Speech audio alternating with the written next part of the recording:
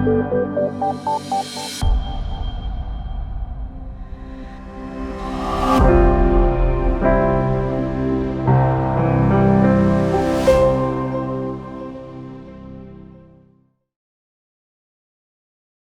and welcome, and thank you very much for joining us on Zoom for ID Talks, and also thank you very much for those watching the streaming on Facebook.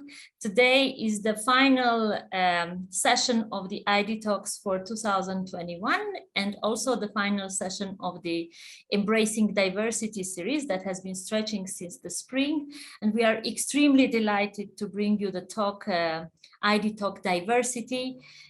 Today we would like to talk about how important diversity is, what and how we should talk and embrace it, how to harness it at our workplace, in our lives, and what challenges it can bring. We often say we strive for equal society, but are we equally happy to embrace a diverse society?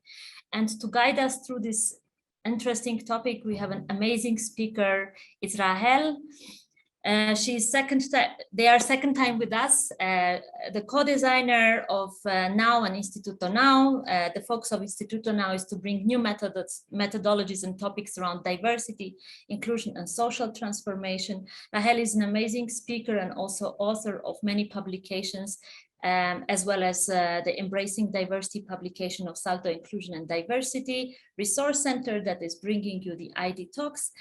Rahel lives between Brazil and Switzerland with their wife and 2 kids. Rahel, I'm delighted, happy, excited, and a little bit also like with this huge anticipation to listen to you today and to give you the space to close the Embracing Diversity series. You have the floor. Thank you so much, Anna and Maria, also for the invitation, and Maria and Olanta. Everybody's here today. It's so great to be with you and talk a little bit more about diversity, which I think has been going on over all these different talks. And I'm gonna bring in, and you're gonna see it through the work of Alaja, who's been in all these different ID talks, a little bit of all these different talks of the past year to share with you, because I think it's important to understand that each ID talk kind of flows nicely into the next one. So taking this opportunity as being the last one. I'm gonna share my screen now so you can see my slides. That will just take a second. There you go. And with that, I think I can get started. All right. So Anna has already given you a little bit of an introduction to myself, right? I'm a learning designer and I do many different things. And a lot of it has to do with diversity and inclusion, even though I wouldn't say that the company I work for today that I co-founded, Instituto Now, focuses necessarily on diversity and inclusion.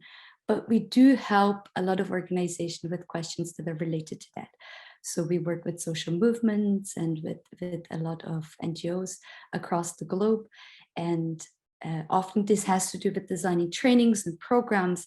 And within that, sometimes there is a focus on diversity and inclusion. And sometimes it's really just making sure that we keep that in mind, making sure that we bring on an inclusive dimension to the programs that are being created. We also create a lot of content, and Anna has mentioned it, publications, we produce podcasts and e-learning videos. And there, it has a lot to do with representation, right? Diversity has a lot to do with what is the images that we show and the stories that we tell. So that is core to our work. And then finally, we work with facilitation, and there it is often the case that we help organizations with processes within their teams. And it comes down a lot to dynamics of power and privilege and what diversity does to us. So I'm really happy today to talk a little bit about our experience and about how we see diversity today, not just from this work perspective, but also a little bit from a personal side to it. And we're going to start with asking you a question, all right? Because I know all of you also bring in your experience with diversity and inclusion. So my question is, when was the last time that you talked to someone really different from you?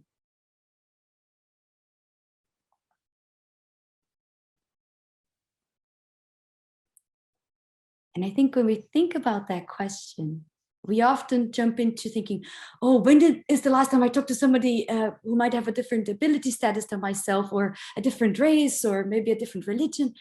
And I think it's really important that in this talk, I invite you to go deeper and really think of diversity in a much broader field than these obvious categories. So when I was thinking about that question myself in preparation, I could realize that, well, I have a lot of contact with my in-laws, which definitely are from a different generation and who might also bring in the Brazilian culture more than some other people that I'm in daily contact with. I'm in daily contact with my neurodivergent son, which definitely brings me an opening of my perspective of the world. But besides that, I do feel that I live in a bubble, right? I live in the world that I'm in my neighborhood, where everybody seems to have a very similar class. And with the class that comes here in a Brazilian perspective, unfortunately, also a correlation with race, a correlation with sometimes also political perspective, etc. And I'm quite sure that many of you can relate to that, right? This bubble seems to be part of our lives, which makes diversity really something that we need to strive for. It's something that we need to be active about, because otherwise it can kind of, not be part of our daily life. And that means that we're not so prepared for making it happen in our workplace and in other areas where it is really important. And there's another element to it, which is the polarized world that we live in. We know a lot about social media and how it keeps us in our bubbles, and how we often do not see content that doesn't confirm what we already believe, and that kind of protects us a little bit in our comfort zone. And at the same time, there still is the digital divide. Here comes the first insight from a previous ID talk, which means that some people are not even on those social media, do not even have access to that digital world, which seems to frame so much how we think. So let's just keep that in mind when we talk about diversity in that sense. Diversity is also about being able to lead with people, or to be with people who have different views and perspectives and values and lifestyles than ourselves. And the workplace, which I'm going to talk about quite a lot, is an amazing opportunity for us to be in touch with these people. Depending on where you work, that might already be the case, right? Because the workplace can bring together very diverse people in terms of these different areas. So the workplace can be a contribution to helping us being able to deal better with diversity. So let's take kind of the workplace as an example, but also always try to bring it back to our daily lives as well. We talk about understanding diversity, and of course here also the reference to the publication that Anna mentioned, Embracing Diversity. If you want to read more about it, I think there's a lot of content in there. But I brought in a couple of aspects here from previous ID talks. The first one is a focus on faith, right? In the sense of like, we all believe things. And here comes again the polarization. Our political views, the way we look at the world, our values, all of these things are beliefs. So it's really important that we think about religion, not just, or about spirituality and faith, not just in that sense of like those people are religious and those people have a different religion, but we all have values and beliefs, and that we should not always hold these just as truths, but understand that there is different truths in that sense. The second element I brought in from the ID Talks Intergenerational, this interaction between different generations, that we understand that there has been something in the past that we might have lost over time, because in the past, in intergenerational housing, how it is called today, right, which seems to be this modern concept, it used to be common in so many cultures, right? We used to be very familiar with living with different generations in the same home. And that made us also more able to deal with that, to deal with different needs and beliefs. And maybe somebody who has more traditional or conservative views living in the same house as a teenager who comes in with very new ideas, and being able to navigate it on a daily basis used to be common. So it's also nice to think that diversity is not something of the future or of today, but it's rather something that we can also take from the past and kind of bring back into our lives. There's an element here from the ID talks on ability, which I think is really important. It's not just about the visible aspects, right? Some people have disabilities which are not visible, or living with a chronic illness or any other thing that we cannot see, so that we also not try to always kind of think that we understand what the other person is about. There's a lot of things that we cannot see. And then finally, and I'm going to talk a little bit more about that, there is the element of intersectionality, which we can never forget when we talk about diversity. We are all so different in different ways. And here comes my second question to you, which is, if you were to tell someone you never met and they have not seen your social media profile, nor have they seen your CV, nothing, only one of your identities, which one would it be? You can think, okay, what I'm most proud of, right? Do I want them to know my nationality, or my gender identity, or my faith? There could be many different things. But the truth is that there's some people in our society who do not have that choice. They often are reduced down to this one identity, and it might not be the one they would pick if answering this question. So it's really important that we understand that when we try to be inclusive and we ask that question, oh, do you have any needs to be able to participate in this event? That we are kind of asking the person to put this one identity on top of everything else and say, yes, I do need a sign language interpreter for you to be able to include me in this event. And that when we do that, we should understand that that person also has other identities. That person is also other things than just having a certain disability. And the same goes when we just reduce somebody to, oh, we want to include somebody with a different ethnic background in our team. Well, but these people also come with other identities, right? So I think having this intersectional perspective is really important from that perspective, but not only. And I think that's where we get into the basic understanding of intersectionality. When we talk about diversity, we need to think that people have several overlapping identities. Each of us has, right? We have our gender identity, our sexual orientation, our faith, our ethnicity, our age, etc., etc. And for some people, that means that they have more than one identity which is marginalized or discriminated. And you can see here a little bit of statistics, again, from the workplace. This is from a US, probably a consultancy firm. So it looks at what it means for people if they are marginalized or underrepresented in more than one of their identities. So in the statistics on the left, you can see if a person has two or more underrepresented identities, they believe that they believe much more that there are obstacles to diversity inclusion compared to a person who might just have one such identity. And here we talk about anything that is not white, not male, not cisgender, not heterosexual, not a veteran, or not disabled. These are the areas that they looked at, right? So again, just to repeat that, if a person is just, let's say, a gay white man who is he's not a veteran and not disabled, they might still not see necessarily that there is challenges to inclusion and diversity. But as soon as they put another layer on top of that, it gets more complicated, right? And I think that also speaks a lot about the ability for us to include people, because it means that we often just think about it, okay, there's this one thing, so we need to do this one thing for them.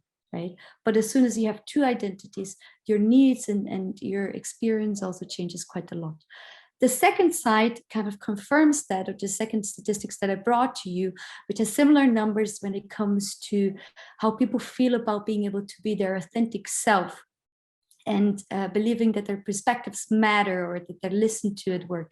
Again, the more underrepresented identities these people have, the less they agree to these statements. And I think that's something for us to keep in mind in terms of the people who might be in our team, or that be live in our families or in other places where they are marginalized in some way because of their identities. Here, I'm bringing in just a quick reminder, and you can look up the article about it, but how we can really incorporate that intersectional lens in our work, in organizations and in our practice. Just a couple of important elements. It's First of all, of course, embracing the fact that people are these different things and that these different identities overlap.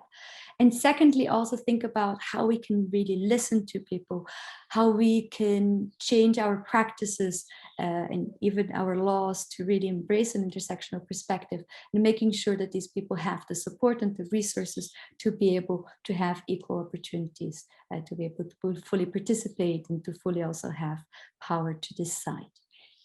So that is the intersectional lens when we look about diversity that needs to stay in the back of our mind, to always think people are not just this one thing.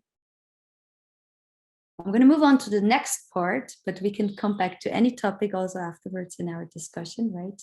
I know we're going to kind of jump from one topic to the next, which is my next question to you. All right. So this is a mathematical question. It looks a little bit like the math homework from my son, which says, if you bring 10 people to a brainstorming session and each comes up with 10 ideas, how many ideas do we have? So if it was the math homework of my son, the answer would be 100 questions, 100 ideas, right? But in reality, it depends a lot on how diverse that group was. Because if we have a very homogeneous group, we might end up just with 10 or 15 ideas, or maybe 20, right? So this brings us to the next level, which is, why is diversity even important? And please believe me, even if I'm going to bring a lot of data now about revenue and all of these elements about companies being successful, of course, I do not want to reduce the value of diversity to that at all. I think there's a lot about how we as human beings can grow and be better human beings when we're around different people. But revenue is a way to measure that, and is a way to kind of give a metaphor for other areas of our growth. So thinking about that, there are some challenges of homogeneity. And I think all of you have heard of groupthink before, right? It's something that has been talked about in the past. Groupthink is not something that is directly linked to the lack of diversity, but the more homogeneity there is, according to research, the more chances there are for groupthink. And you can afterwards read up more on these different aspects, right? They're well documented, but just to kind of summarize it again, when we are in a groupthink setting, we believe that we all think the same way, and we start silencing opinions which are different from our own opinion. And that can happen both in a group setting, but also on ourselves. We can also start convincing ourselves that since everybody here is the same, maybe my question or my doubt is not relevant and I don't speak up. And that is dangerous because it can mean that we ignore moral questions. It can lead us to stereotyping those who are not present. It can even make us take risks, put out ideas and products and programs, which for this small group of very similar people sounded like a good idea, right? But since we're so convinced between ourselves, we do not go out there and test enough before we invest a lot of money and resources and energy into something that in the end might not necessarily work out or even be harmful in some extreme cases. On the other side of this is, and I'm sure you have seen this kind of research before, but I think it's important to remember it again. There is a lot of research that proves that companies which are more diverse have better revenue, are more innovative, etc. So here you can see the comparison between companies with below average diversity scores and companies with above average diversity scores. But let's take this kind of research with a grain of salt. Because what here exactly is the correlation? Is it that they're diverse and as such they're more innovative and generate more revenue? Or are they more progressive and open-minded? And that both makes them more attractive to diverse kinds of team members, and at the same time makes them more successful, right? We do not exactly know what the correlation is, but diversity is somehow within that mix of organizations who are more able to adapt to the ever-changing world that we live in. I found this interesting research here as well that I wanted to share with you, which says that It's not all types of diversity that generate more innovation. Apparently, different industry backgrounds and countries of origin. So this group here would be very innovative in that sense. I saw that there is different nationalities or locations that you're based at, so that's great. And at the same time, it says here that having different academic backgrounds doesn't really make a difference. And having differences in age actually can have a negative impact.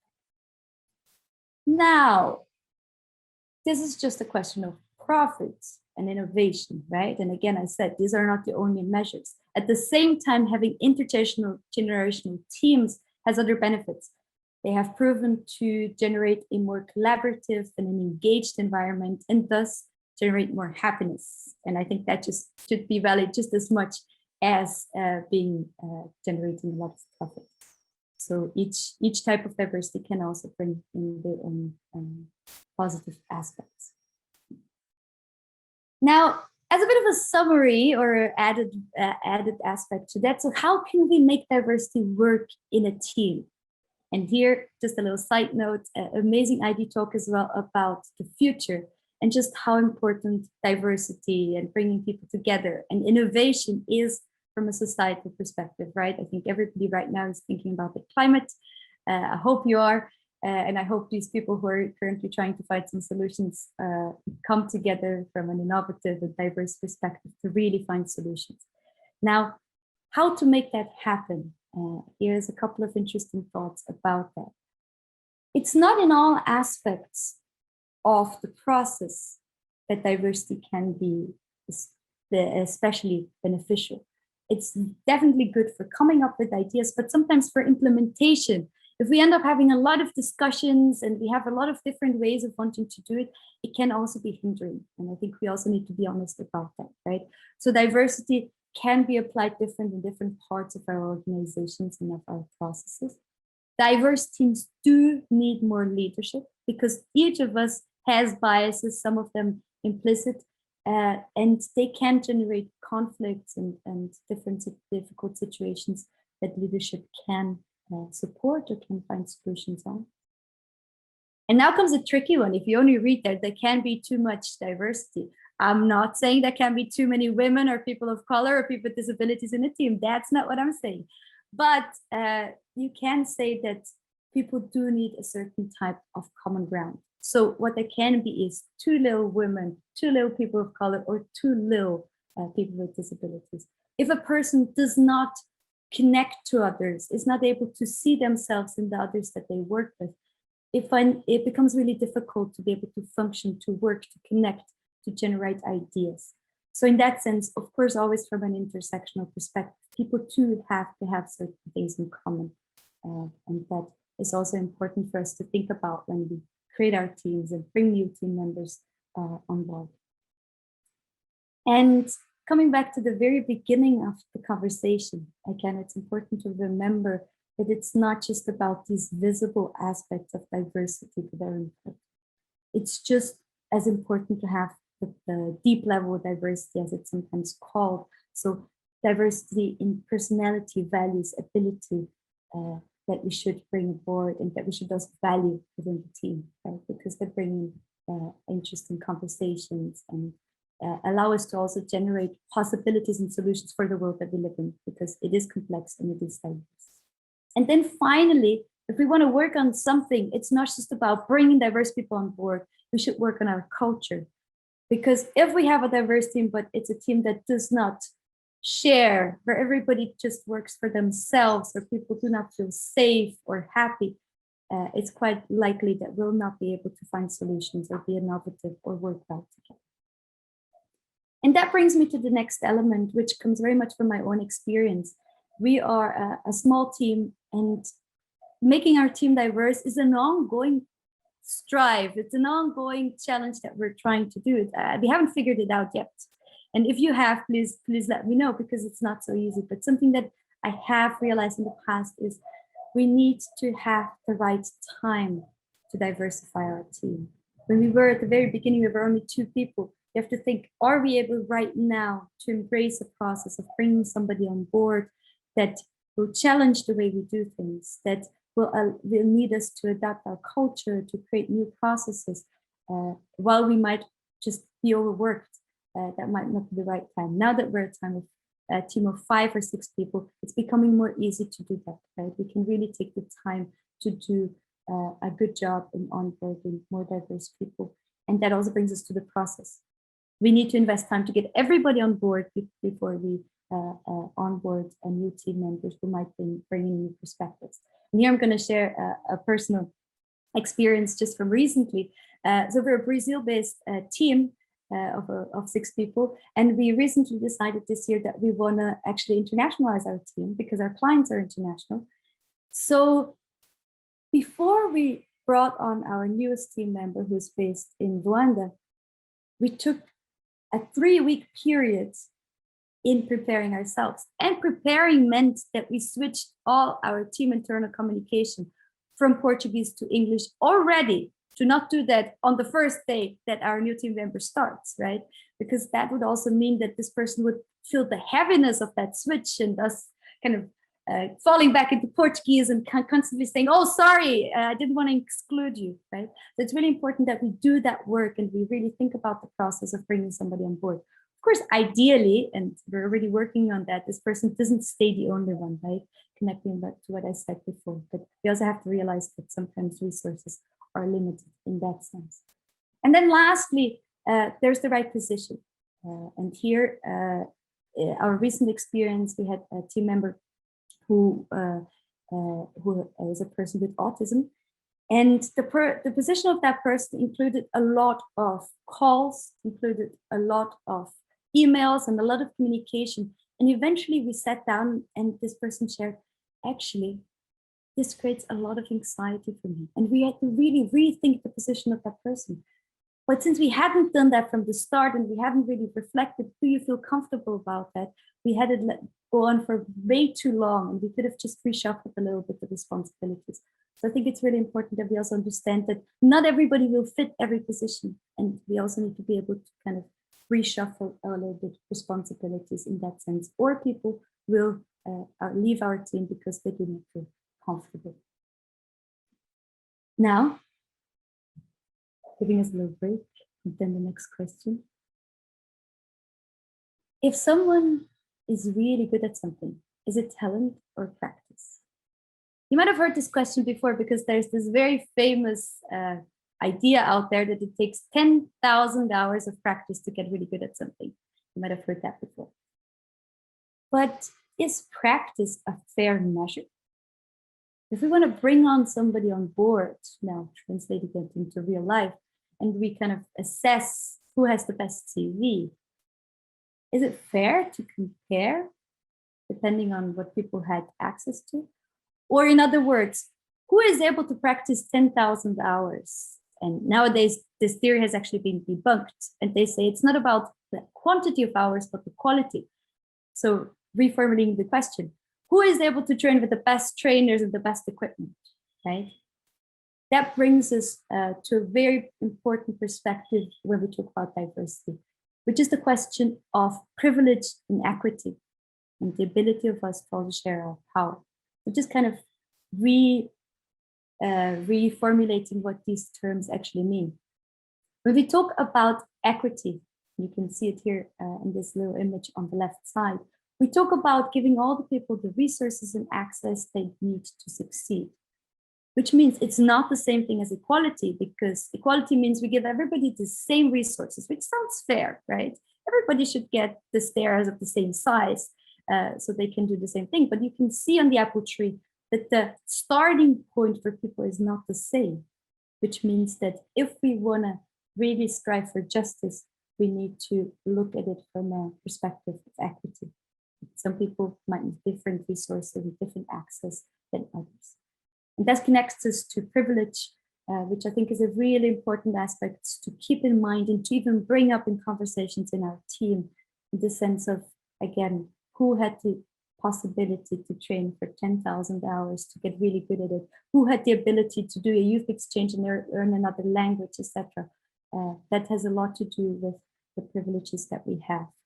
And privileges also lead to power within our organizations, being able to influence, being able to shape the way things are done. So this is just kind of a reminder that when we talk about diversity, we cannot forget that people are not the same in terms of what they had access to and what their privileges are. And here, I think, comes in what I found the most powerful sentence when going again through the different ID talks, which comes from the ID talk race, saying that letting people talk is not enough. We need to let them decide. This connects a lot with when we talk about diversity and bring it into our teams, yes, but where? For interns or in the leadership positions, right? And that is really something where we need to question ourselves and not just kind of feel good because we have a couple of diverse people in the lower ranking positions, but it needs to be throughout the organization. So people also see themselves in leadership and feel like this is an organization where they can grow and they can also attain something and be part of decision making.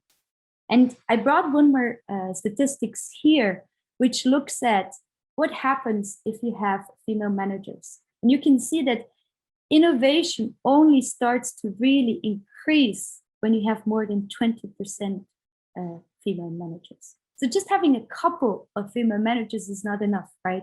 It's only when we start to really share power, it starts to shift also in terms of what diversity can do to our organization. And I think women here is one example, but I think that can be applied to many other groups as well. All right. This has been already a lot of content. I'm coming to my last question to prepare. And this has been the guiding question for the series of ID Talks, which is how differences can become a source of learning rather than conflict and prejudice. And I think this is also a question I have for you. What answers do you have to this? What experiences do you bring for us to learn from? Because I think it's a conversation that we should continue having in that sense. And here I'm bringing you an insight from the ID talk on LGBTQIA+ topics, which is about not creating new boxes. And my perspective on boxes is the following. We need to find a balance between having boxes, and again, it's intersectional, overlapping, understanding people have many boxes kind of way of using boxes to increase visibility, create resources, create support structures, and really striving for equity in our organization. And at the same time, not reducing people to those boxes. And here, I wanted to bring a personal experience. So some of you might be aware that finally, after many years and lagging behind a lot of other countries, a couple of weeks ago, Switzerland voted on same-sex marriage and said yes. And in the period that kind of led up to it, there was a lot of articles and newspapers that friends would share with me about not necessarily the marriage part, but about the part of the kids, right? The poor kids who grow up with queer parents, basically, and how that will screw up their values or whatever else horrible could happen. And these different articles started me to let me think, okay, there might still be a lack of access of people to families, which are different in that specific sense, right? So it led me to reach out to a newspaper in my very conservative homeland, from the very conservative central part of Switzerland, and ask him if they would like to have a portrait about my family. And this was the very first time in my life, and it might be the last, that I called my family a rainbow family. We are an international, queer, interracial family, many things, and we're very proud to be so. But in this specific moment, it made sense to use that box and to let them talk about us as a family of queer parents, because it would help others potentially, right, understand a little bit more about our life and how it is for our kids to grow up in this family. But at the same time, I would love for our family to be featured one day in an article that happens to talk about family life and not about anything related to queer issues, right? And also not an article showing that, oh, there's all types of families. No, just saying this is an example of a family that we're using in this specific article. And I think that we can use for other things as well. if you're featuring the story of an employee, what kind of story are you going to tell? The obvious one. If you talk about a couple to illustrate home life, why not use a couple that is not the most obvious one that comes to everybody's mind? I think the way we use stories and the way we use examples is really something that can help us also become more familiar with more and more diverse worlds that we live in. And on a final note, I think it's important to understand that diversity generates sometimes challenges, can generate conflicts. And when you ask me what to do about it, I think we really just have this one solution. Of course, we need to do our homework. Of course, each of us needs to learn more, needs to educate ourselves. We need to ensure that we have the right policies and structures and support in place. But when it comes down to the human relationship between differences, it's really about having those difficult conversations. And that means that we tell our parents, colleagues, neighbors, when they make comments that are racist, homophobic, ableist, anything, because it's having those difficult conversations that can really generate change. It's about being able to apologize to others, our colleagues or anybody else, if we misgender them, if we mansplain them, if we silence them, and then really doing the work of trying to do better next time. And lastly, it's also just about having these conversations in our team. Hey, how do we do with this? How can we create a conversation where everybody has a voice? How can we diversify our thinking? How can we diversify our team? Because I think from that conversation, everybody can start to take ownership of being a diverse place and can also start taking that home to their families or to other places that are part of, which might not have that mindset yet. And with that, we can start spreading the word about the benefits and the beauties of diversity. And with that, coming to the end of my part, and I'm really, really curious to hear from all of you. Thank you so much. Thank you so much for nicely wrapping it all together and putting the pieces of puzzle together and bringing really a lot of food for thought that we could take beyond this ID talk. I would like to ask now Maria, my colleague and our digital facilitator that I forgot to introduce in the beginning, to take the floor and tell us a little bit what was going on in the chat in the meantime. Thank you, Anna, and thank you, Rahel, for this amazing talk. As always, it has been very nice to listen to you. And today, it's a very special ID Talks, as we mentioned in the beginning, and we have so many people joining from different places of the world, like Portugal and Belgium and Greece, Italy, etc. There has been a lot of comments actually on your question, Rahel, in the beginning, like when was the last time that you felt different? And we have got many different reactions. And I was very surprised while I was going through the comments because people are actually feeling different every day. In most cases, and even though like we're living with other persons as well, we might still feel different from them. So it's a very interesting comment about being different. And now I can see some other comments and questions in the chat.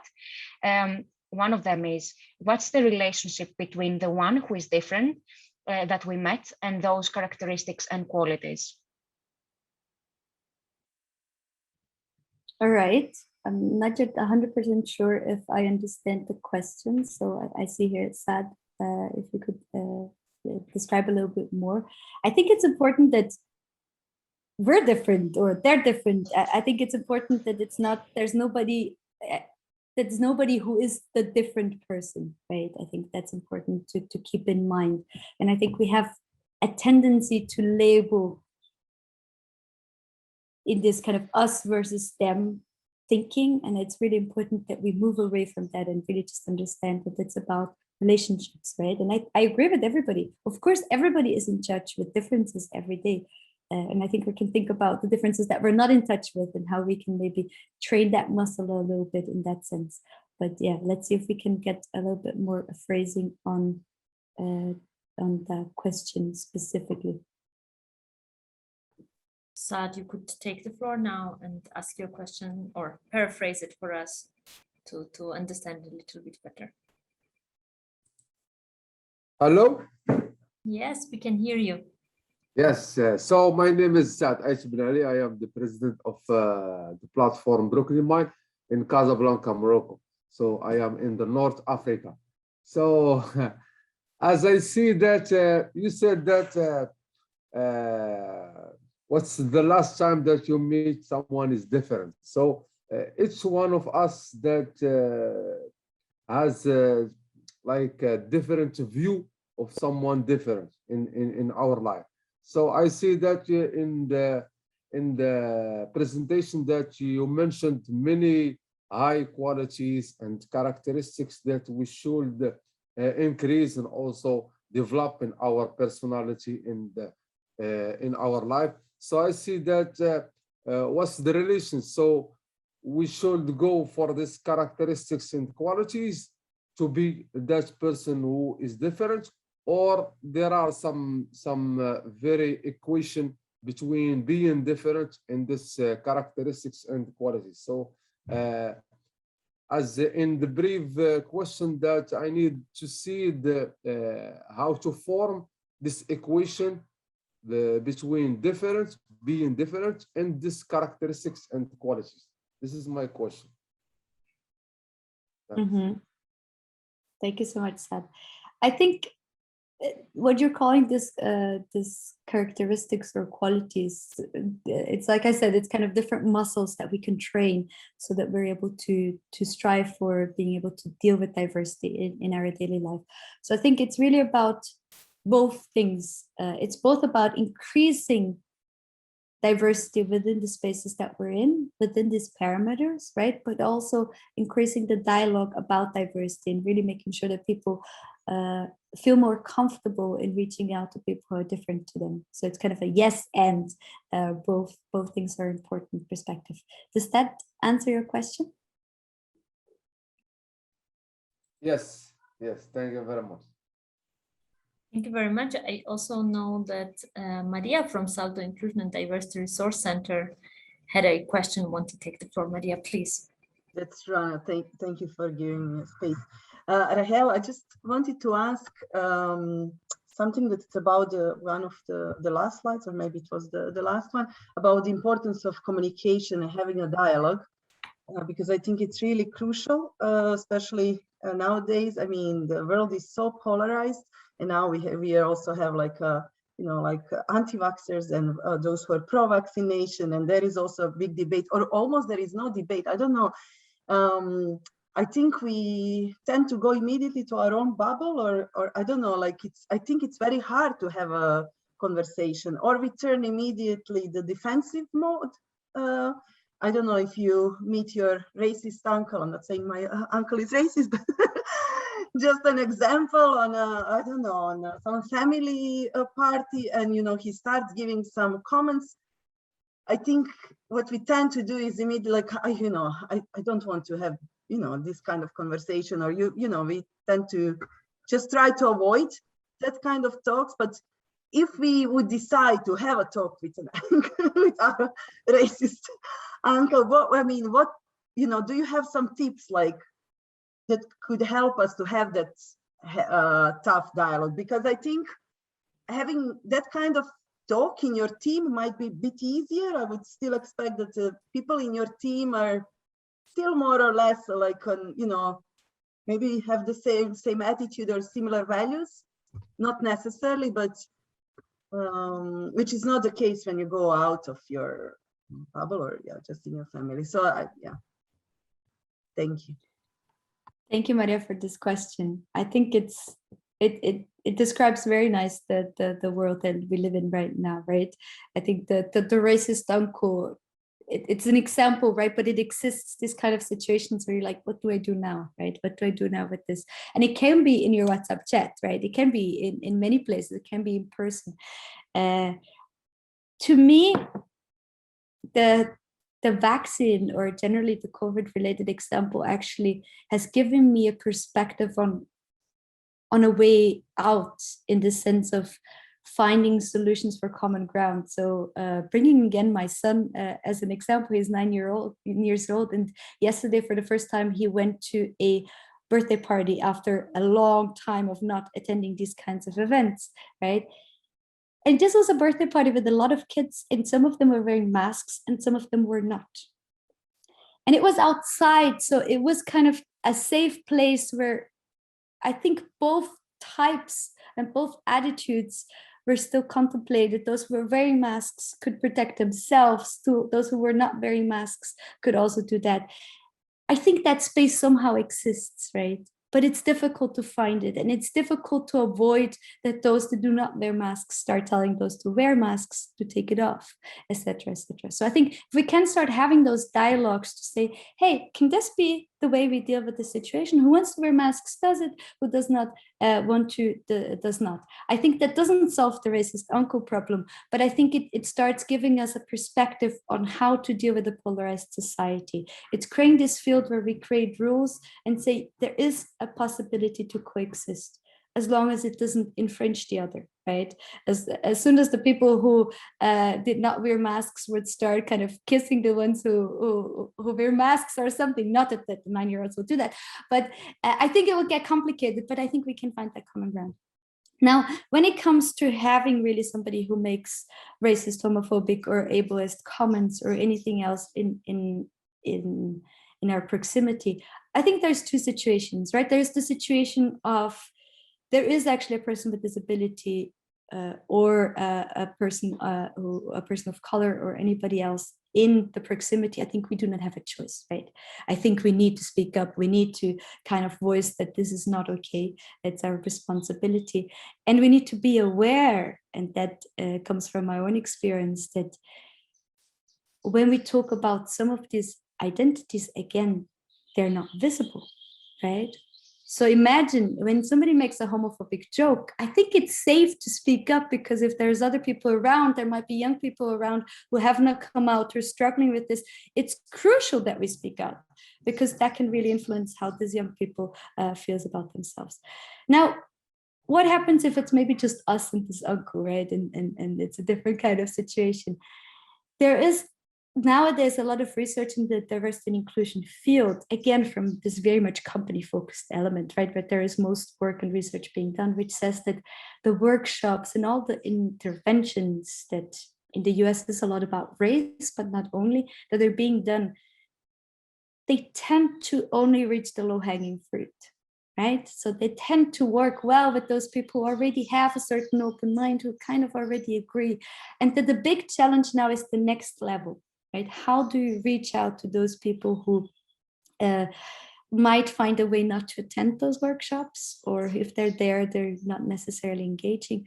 And I feel like there's new approaches that are necessary of really connecting, of really kind of being able to dismantle the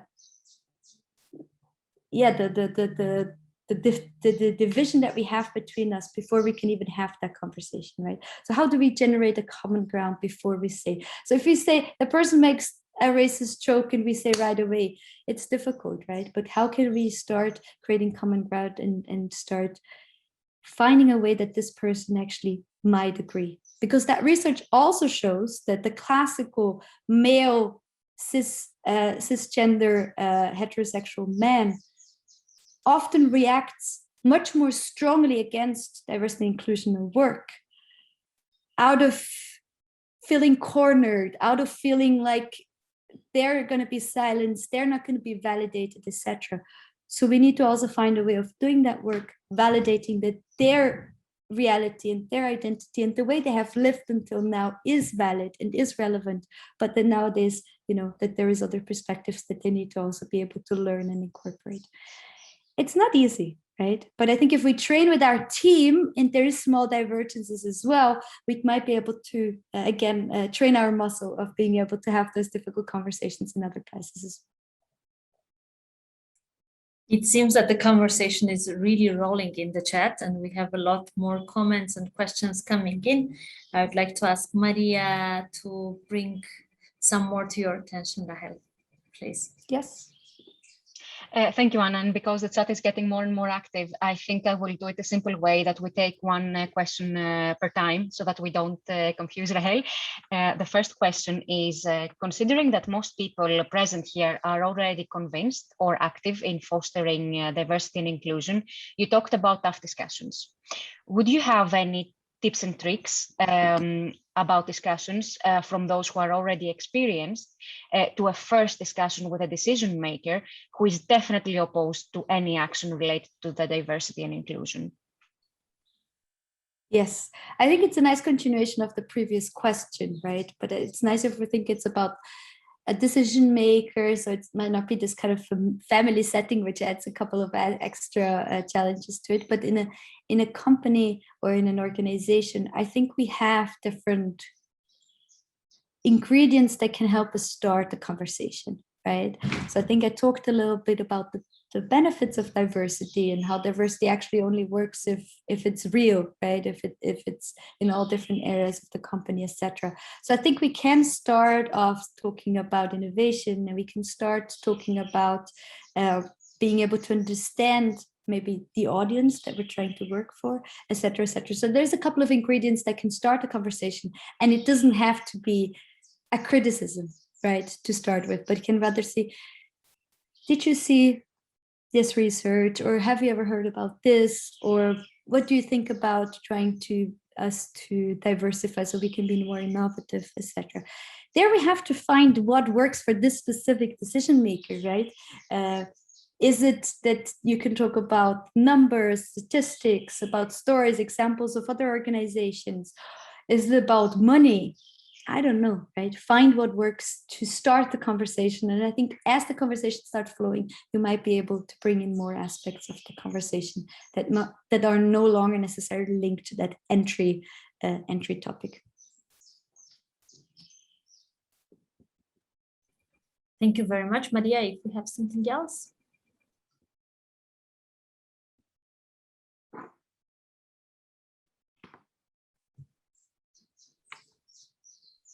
Yes, Anna, sorry for the small delay. I was trying to unmute myself. Yes, the next topic that a lot of comments came for is about youth and disability. And there is one comment mentioning that I was afraid to work with disabled, but they make me all very easy, probably feeling very easy.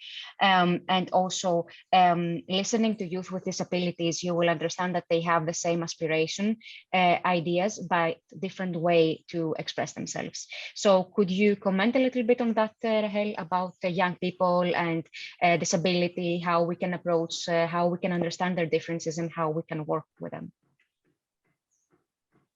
Yes, I think the youth aspect, and I think the youth programs, European Solidarity Corps and Erasmus+, they're really a great opportunity for young people to start having experiences with diversity that might go beyond the obvious in their environment, right? To really start becoming more familiar. And I think that's what I'm hearing here from this comment, right? Once you work with these young people, realize actually they have similar needs, aspirations, ideas, contributions, and that aspect might start not being in the forefront anymore, and you start seeing the different identities that these people have. And I think that's also intersectionality at work, right? So the youth programs to me are a great opportunity for young people to start developing that skill set from an early age, and in that case also, you know, being able to then bring that back to where they're going to work with, to their families, to their friends, to their clubs and organizations that they're part of.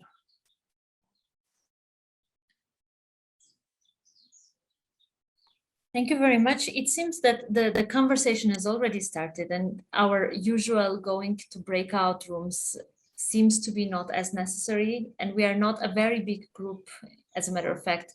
So what we suggest to do is, if we could just speak up.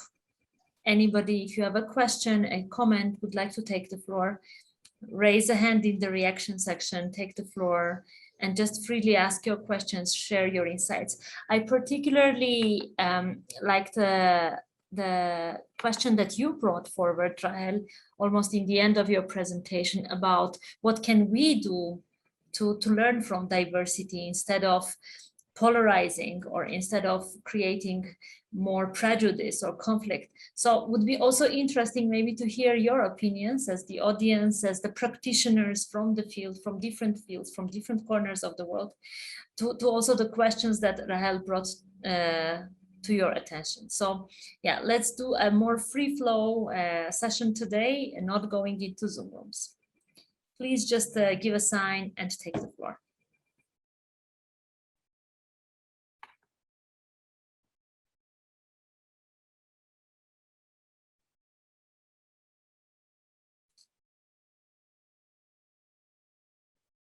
Okay.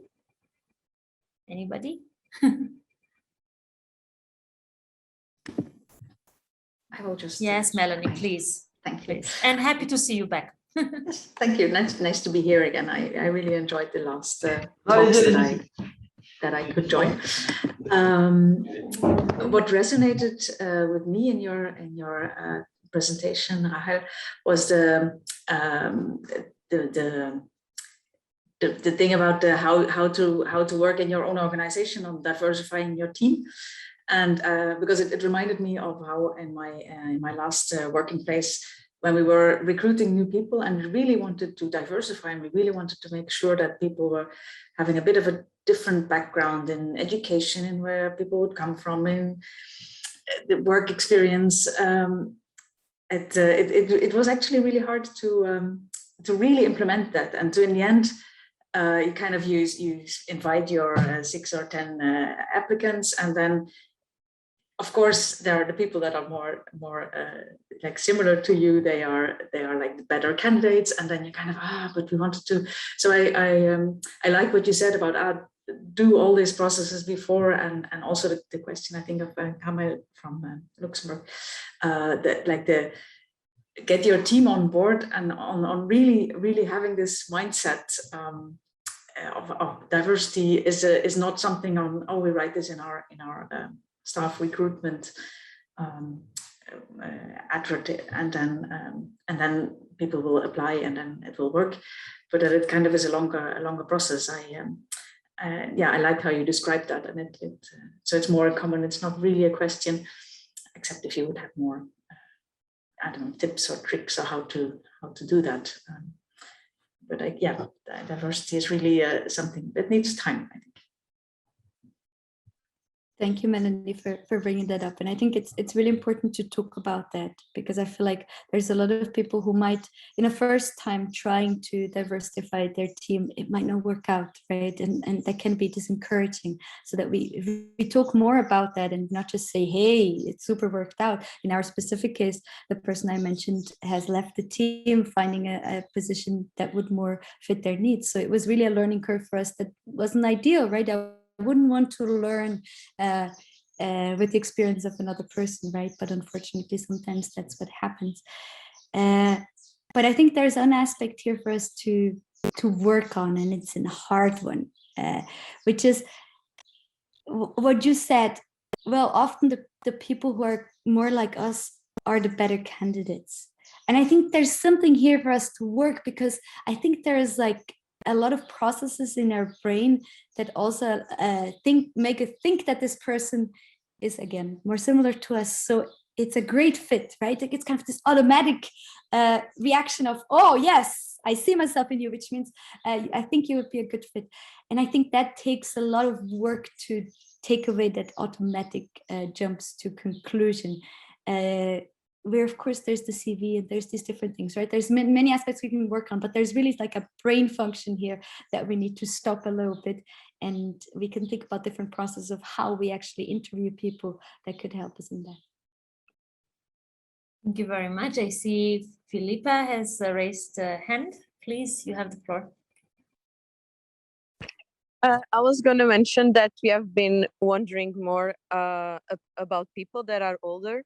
And I was also thinking about youngsters at school, for example, that sometimes they find someone that is different and they understand they should accept the person. But at the same time, most of them don't include the person. And also, how can we, if there's any suggestions on how we can help create a conversation maybe ask something about the person that will help us interact with them. For example, maybe a kid has autism, for example, and he's different, and many of the other kids won't play with him, or even hang. Imagine university level, they're all grown-ups, they know how they should act, they just don't. How to help there? I think here, and I will by no means say that it's easy, but I think here an intersectional lens can help us in the sense of realizing that, yes, this kid or young person is a person with autism, but that's just one thing, right? And when I see that, I see it more in a school setting, right? When it really works out, it's because these kids find other ways of connecting with each other, because maybe that kid is really good at playing soccer, and because it's the fastest kid and plays very well soccer or draws the most beautiful pictures, the other kids are amazed by it and really kind of start also finding common ground. I also like to draw, right? And they start finding these things. So I think if we can translate that into the adult world, it still comes back to not having this was us versus them, right? Us as neurotypical, and there's this one neurodivergent person, but rather understanding, well, there's the group of the soccer lovers, and then there's the group that like to play computer games, and then there's the group that likes dancing. And if we can do that, the word us versus them is not so clear anymore. And I think that helps, right? Because it doesn't have to be everybody gets along with everybody, but having these different constellations, I think, is what we can try to facilitate in some way. Mm-hmm. Okay. Also, one last question. So it's a bit related, but for example, someone that is a straight man, also everything, but for example dresses, well, I don't sometimes know the right words, but dresses in a different way. So I feel that the other guys, and even the person the other day I was having a conversation, because if I see someone different, I find it interesting and we talk about our opinions and what we like. But many people, when they have a big group, they tend to exclude that person. And sometimes if we are totally different for someone, even the way we dress or more open about the way we think, the others might find it strange. So they kind of don't include people in the group. Doesn't mean that they are bad people, but at the same time, they do make others feel bad about themselves a bit. And when people are older, usually they can deal with it better. But if they are 18, for example, they're still discovering themselves. So how, to help, and even ourselves, sometimes we don't know what would be the proper way to act. We try to help, but maybe we might say the wrong thing. Thank you. Yeah, I think cross-dressing or drag is really something that I feel like newer generations are starting to feel much more comfortable with. So it's also something that I like to see in our society, that we're getting better at something, right? This kind of straight line between a binary thinking of gender is starting to fall apart a little bit, but it still takes training, right? And I think the more stories and the more examples that we have, the better that really gets, because we might not feel as strange anymore if there's a man with his painted fingernails. And I mean, poor men who cannot paint their fingernails if that's something they want to do, right? But in that sense, I feel like that's what I try to do with my kids. The more I give them exposure to different realities and different examples, the better they're going to be at really, like, again, automatic reaction of the brain, not like thinking, oh, this is strange. No, if it's part of their experience, they are really able to just embrace that on a daily basis. And I see that is often on a kid's level, we're still at this, you try to categorize, right? It's your way of organizing the world. And you need to have many different boxes to be able to categorize everything in a more diverse world. And then as you get older, you can start mixing this up. But I think if you have a group of 18-year-olds, for example, you have an opportunity to tell different stories. Sometimes in a non-formal setting, you have an opportunity to make an activity where everybody dresses up or where everybody paints their nails, right? I think in non-formal education, we do have a lot of opportunities to play with this concept of difference, especially visible differences. So I think that's also an opportunity for teachers and educators in that sense. Thank you. Thank you very much, Philippa. We had at some point even 2 hands up. So I suggest we take all the questions that are now there and pass them all to Rahel, and then Rahel, you could maybe react to all of them at once, because we will be soon running out of time. So Kamel, you had your hand first. Please, you have the floor. Thank you. Not really a question, but just a sharing about the diversity and inclusion paradox. The fact that if we put the light on minority in some role on the workplace, meaning that you bring something which is normally not normal, which is not the case, to have a minority in some position. But on the other hand, if you don't bring the light to this person, you won't have, you won't recognize how tough it was for this person. So instead of working on that paradox, because finding a balance is pretty tough, we more focus on environment and trying to bring an inclusive environment. But the tricky point is that, and I don't know if you have some idea about that, we have to be inclusive for the long term, for something, for some characteristics, which we don't know today, because we for sure, we talk about a lot of characteristics here, but we will have some in the future for the next generation that we don't know, like digital skills today, the gap of the digital, which did not exist 20 years ago. So it's tricky to create a diverse and inclusive environment for something we don't know so far. So that was also my question. And thank you, by the way. Thank you very much. Alexia, you also wanted to take the floor, so please take the floor. Yes, hello to everyone.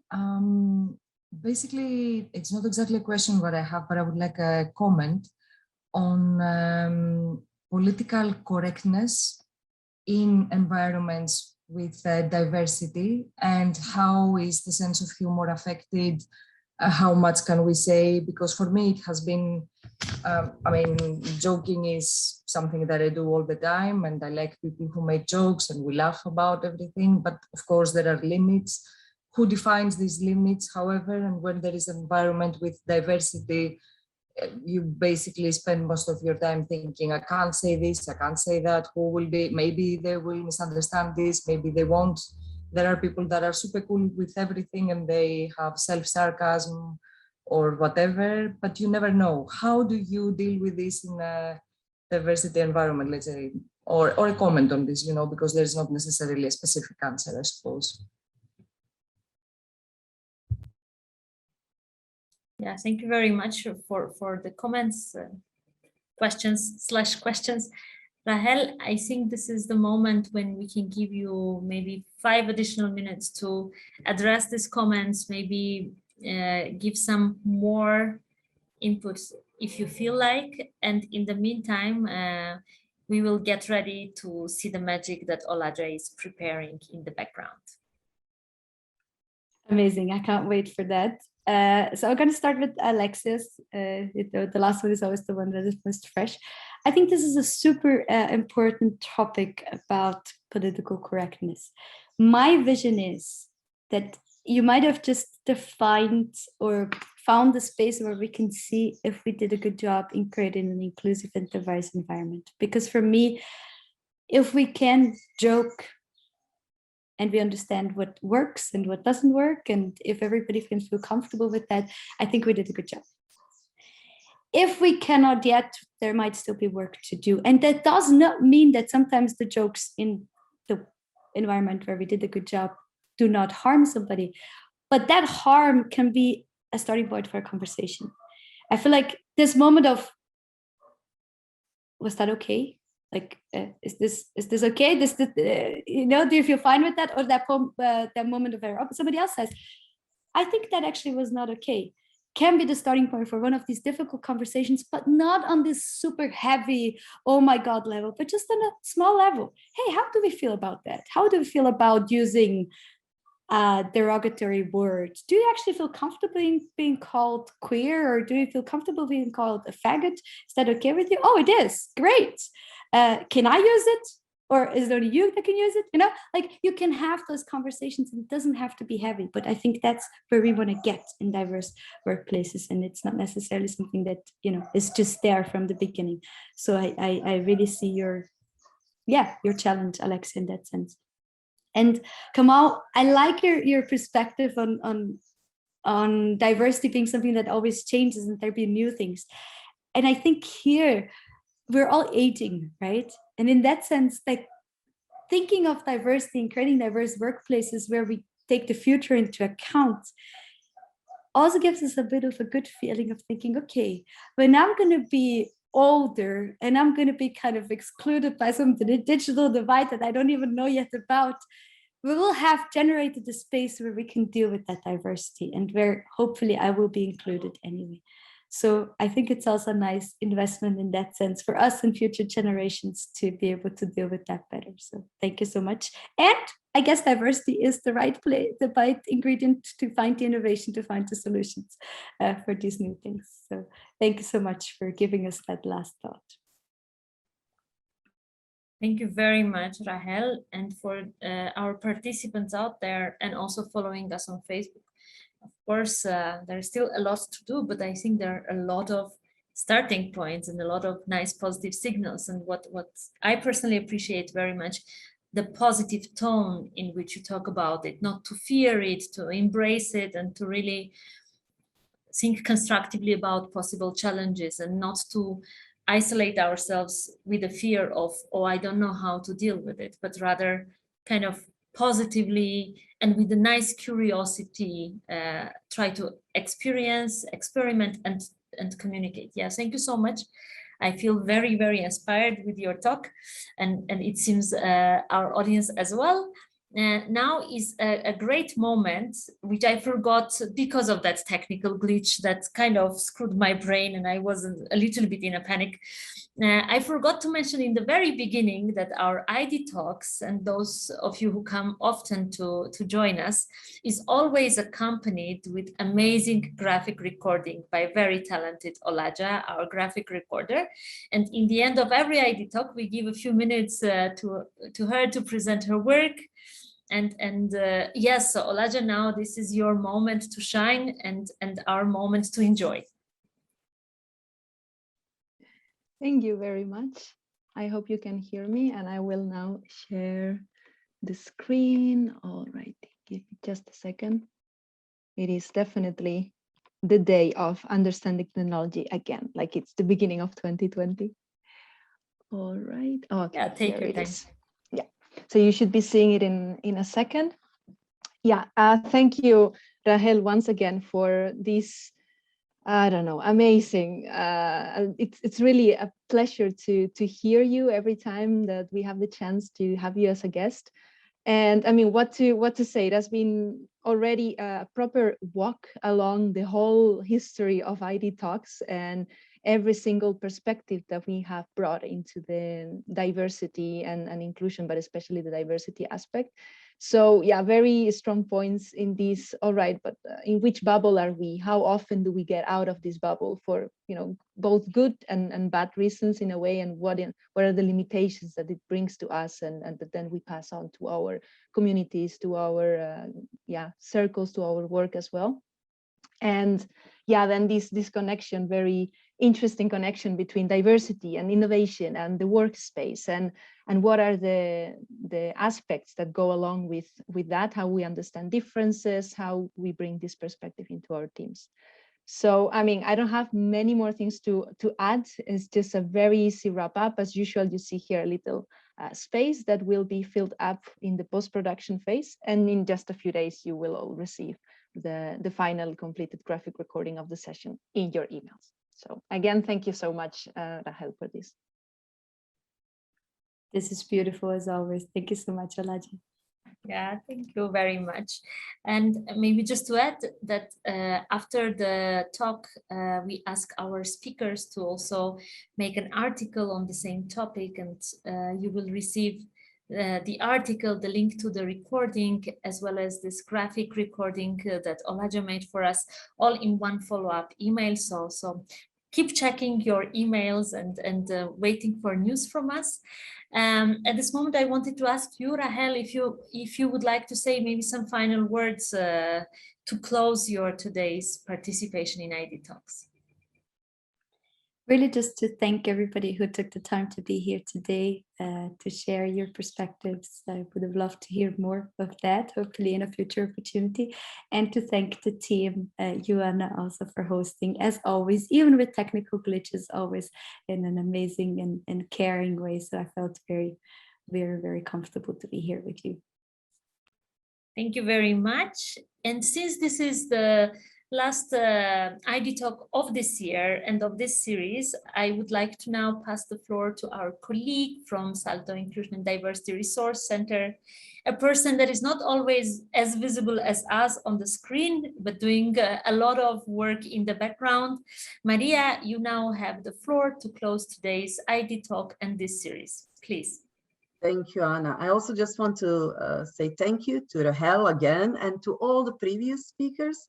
I really hope that people enjoyed the talk, that we brought some inspiration, also some questions into your life and your thoughts about inclusion and diversity, as that was what we were intending to do with the ID Talks this year. But this is not the end. We will be back. Probably from February, next year, but let's see. Let's not promise anything yet, as the world is so unpredictable now.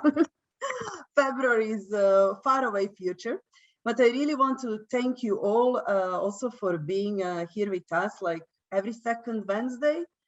That also gave us some feeling of, stability and security in the world. We were talking about that today just before this session, knowing that every second Wednesday we will be meeting here and hearing, all those inspiring stories felt a bit like, okay, things are still, going well in the world, and there is some stability. So we hope to bring that back next year as well. Thank you to the team. You did a great job as always. And maybe just to say that we will follow up this talk, but also the previous one, ID Talks Gender, with the article and the recording. I think the ID Talks Gender article and video will probably be shared with you already this week. And then I think in 2 weeks' time, you can expect article and video from this talk. And as we did the last time as well, there will be a new edition of the ID Talks magazine with all articles included that we will share probably by the end of this year with you. So thank you so much. I won't start now with holidays greetings, though we started with with the Christmas music, but I really wish you all the best in next year, and let it be diverse as possible in experiences and people and encounters. Anna, I pass it back to you. Just one thing left to say from my side. Thank you very much. Goodbye. And we hope that this series of ID Talks brought something extra to your life. We were enjoying having you here with us every second Wednesday. And we hope to be seeing you again online or offline in our professional lives. So thank you very much, everybody, and have a great rest of your day and the rest of your year. Bye.